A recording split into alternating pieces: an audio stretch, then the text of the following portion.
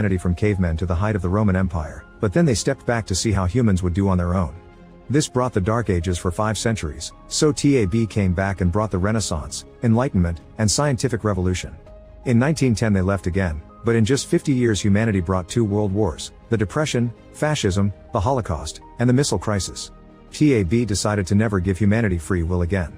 Meeting Elise years ago wasn't chance, she was supposed to inspire David not to give up and launch a political career that will take him to big places in the future. Thompson points out David won't become president if he stays with Elise.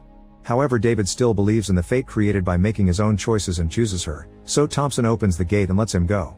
David immediately rushes to the theater to watch Elise's show, and Thompson appears next to him again to explain that Elise can become the most famous dancer in the world, but if she stays with him she'll only teach dancing to kids. Thompson says the choice is David's, but on his way out he nods and makes Elise fall in the middle of her performance. Afterward, David takes a wounded Elise to the hospital. While the doctors run some tests, Thompson appears again and blames David for this accident, so David punches him. Thompson points out David always ruins his big opportunities with impulse, like the prank that ruined his last election.